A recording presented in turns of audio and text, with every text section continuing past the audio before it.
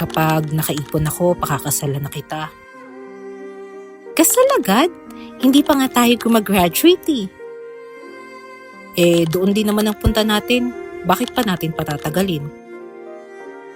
Naniwala ako sa mga pangako ni Jeric. Ibinigay ko lahat sa kanya, pati na ang katawan ko. Love Me Unfiltered presents 5 beses akong naniwala sa pag-ibig. Ngayon, pagod na ako. Ako si Marisa, 39 years old. Kung may isang bagay man na paulit-ulit kong tinatanong sa sarili ko sa loob ng maraming taon, yun ay kung may nakalaan pa bang pag-ibig para sa tulad kong ilang beses nang nabigo? 5 lalaki na kasi ang minahal ko at 5 beses na rin akong nasaktan. Unang nagpatibok ng puso ko si Jeric. Masipag siya, mabait at puno ng pangarap. Kapag nakaipon ako, kakasalan na kita. Kasal agad? Hindi pa nga tayo gumagraduate eh. Doon din naman ang punta natin. Bakit pa natin patatagalin? Naniwala ako sa mga pangako ni Jeric. Ibinigay ko lahat sa kanya, pati na ang katawan ko. Hanggang sa nabuntis ako. Isang araw, bigla na lang siyang naglaho at hindi na nagparamdam. Pagkaraan ng ilang taon, nakilala ko naman si Peter. Tahimik siya at maalaga. Tinanggap niya ang anak ko na parang sarili niya. Akala ko noon siya na, pero... Kailan ka ba titigil dyan sa bisyo mo, Peter? Pati yung pambili natin ng bigas, pinantaya mo na sa sugal. Bakit? Pero ko naman yun kaya may karapatan akong gumastos sa kung anong gusto ko. Noong una, iniintindi ko na lang. Pero dumating sa punto na pati yung ipon namin at mga gamit namin sa bahay na isanla na niya. Dahil doon, nagpasya akong hiwalay na siya. Isang taon matapos naming maghiwalay ni Peter, tumibok ulit ang puso ko kay Daniel. Palabiro siya at lagi akong napapasaya. Pero habang tumatagal, lumabas din ang totoo niyang kulay. Ang kapal na mukha mo, Daniel! Ilang beses mo pa ba akong lolokohin? Mali ang iniisip mo, Marisa. Kaibigan ko lang siya. Kaibigan? Huwag mo nga akong pinagloloko. Huling-huli ko kayong naghahalikan. Please, magpapaliwanag ako. Hindi! Maghiwalay na tayo! Nang maghiwalay kami ni Daniel, 3 taon din akong naging single. Hanggang sa makilala ko si Victor.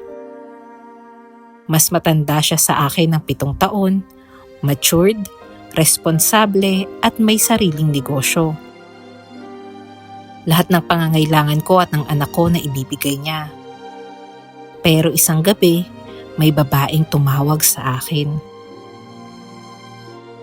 Layuan mo ang asawa ko, kung hindi, pakukulong kita. Nanlamig ang buong katawan ko.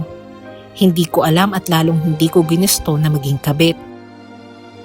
Kaya nang malaman ko ang totoo, agad kong iniwan si Victor. Dahil sa sobrang lungkot ko ng mga oras na yon, natuto kong magpunta sa bar at mag-inom. Doon ko naman nakilala si Dennis.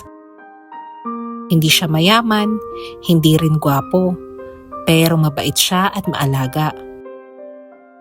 Mahal na mahal niya ako at ang anak ko. At sa unang pagkakataon, pakiramdam ko na tagpuan ko na ang lalaking handang buuin ang pamilyang matagal ko nang pinapangarap. Pero kalaunan, nagbago rin siya. Halos gabi-gabi siyang umiinom ng alak. At sa tuwing nalalasing siya, sinasaktan niya ako. Kaya iniwan ko rin siya. Pagkatapos ng 5 bigong relasyon, napagod din akong maghanap ng lalaking magmamahal sa akin. Kaya binuhos ko na lang ang atensyon ko sa anak ko at sa trabaho. Pero makalipas ang 4 na taon, nagkasakit ako at naospital. Habang naka-confine, iniisip ko kung paano ko babayaran ang napakalaking bill.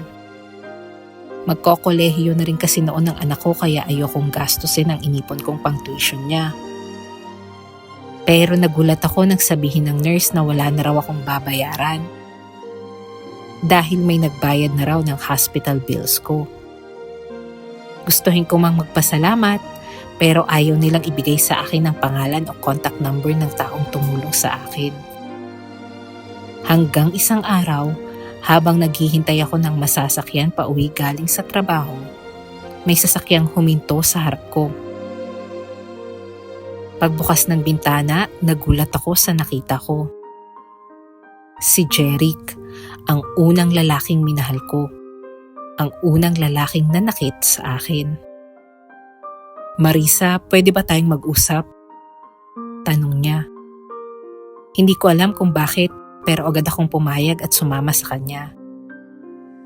Dinala niya ako sa isang coffee shop.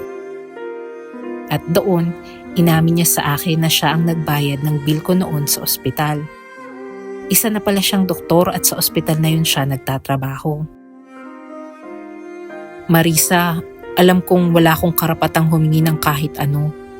Pero gusto ko lang malaman mo na sobra kong pinagsisihan ang ginawa kong pag-iwan sa inyo noon." Tahimik lang ako na nakinig. "I'm so sorry, Marisa. Sana bigyan mo ko ng chance na makabawi sa iyo at sa anak natin." "Matagal na kitang pinatawad, Jeric." Nakangiting sabi ko. Pagkatapos ng pag-uusap namin, biglang gumaan ang pakiramdam ko. Hindi dahil mahal ko pa rin si Jeric, kundi dahil sa wakas, malaya na ako sa nakaraan. Hindi ko alam kung anong mangyayari sa amin sa hinaharap. Pero sa ngayon, ayoko munang umasa sa pag-ibig. Babawi muna ako at ako naman ang magmamahal sa sarili ko.